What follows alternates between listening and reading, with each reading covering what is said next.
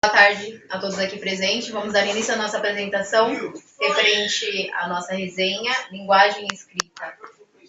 Linguagem, Poder e Discriminação, onde aqui constam o nome das componentes do grupo: Aline Santana, Ana Paula dos Santos, Andressa Oliveira dos Santos e Carisa dos Reis Ferreiras. Com vocês, a palavra Andressa.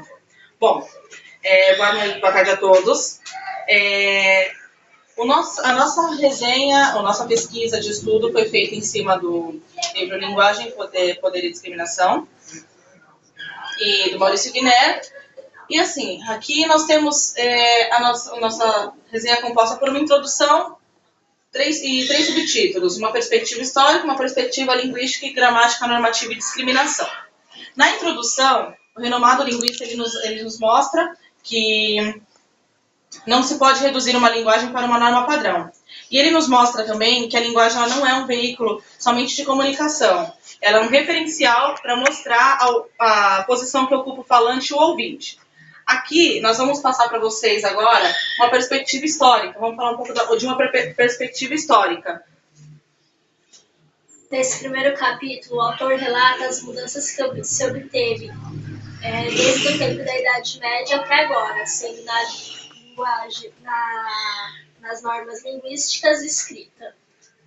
Isso. Aí nós temos aqui também uma perspectiva linguística. No segundo subtítulo, o autor relata que entender não é reconhecer, sem construir o sentido na gramática, sentido invariável na qual a gramática aparece. Por isso colocamos essas duas imagens. A receita de bolo é onde ela tem um conhecimento prévio do que seria xícaras, ela tem um conhecimento prévio do que seria fazer um bolo. Então aqui, por exemplo, a gente colocou uma receita de bolinho de chocolate. Seriam 3 xícaras, ele já tem o conhecimento prévio do que são 3 xícaras, os ingredientes que vai, então ele coloca 3 xícaras de farinha, 2 xícaras de açúcar, 1 xícara de chocolate em pó, 1 colher de fermento e 1 xícara de óleo. Então, a pessoa que está construindo esse contexto, ela já tem um conhecimento do que é uma xícara, do que é um determinado elemento que ele vai utilizar para a construção de um bolo, de uma receita. Assim como também nós temos aqui uma lista de compra de uma feira. Então ele já sabe o que seria, ele tem um conhecimento prévio do que é uma maçã. Então aqui ele já coloca que ele necessita de 6 maçãs, ele sabe o que seria um melão, banana. Então assim ele consegue construir um contexto em cima do conhecimento prévio que ele já tem. E aqui nós temos agora uma gramática normativa e discriminação. Onde no segundo subtítulo, no terceiro subtítulo, o autor, ele nos mostra que sempre há discriminação, que vem sendo desde a Idade Média até no tempo de agora, com a atualização da gramática, porque muitos não têm acesso a essa variedade linguística nem as atualizações gramáticas. Então, sempre há discriminação, tanto das pessoas que têm acesso a essas variedades e aquelas que não têm, que são julgadas como leigos. Bom, aqui nós passamos para os pontos positivos. 2 dos pontos positivos que nós temos aqui identificados, 2 dos principais pontos, são a atualização da gramática, a reforma que sofreu o acordo ortográfico, no caso, a atualização que teve na gramática não só no Brasil, mas no mundo inteiro. Apesar de não ter sido aceita e não estar sendo utilizada por Portugal, que é o país onde se iniciou a língua portuguesa, não está utilizando a gramática de forma tão atualizada quanto a gente usa aqui no Brasil. E temos também o poder que a escrita tem, o poder da palavra, a força que ela tem, tanto para persuadir uma pessoa como para recuar e assim sucessivamente. Aqui nós temos as ressalvas. Uma delas são que o texto não apresenta soluções de problemas, oferece informações sobre problemas descritos.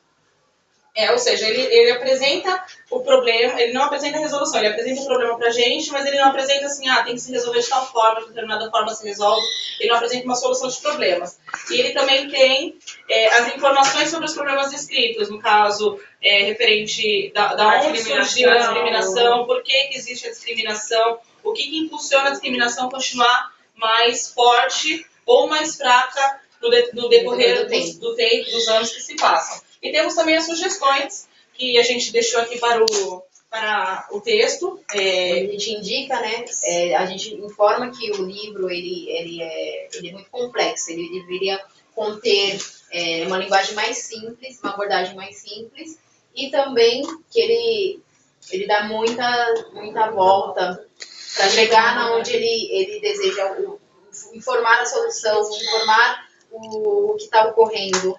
Deveria ter uma abordagem mais direta, assim, não ser uma coisa tão ampla e ser uma coisa mais simples, para a gente poder já chegar direto no problema e identificar o que seria aquele problema.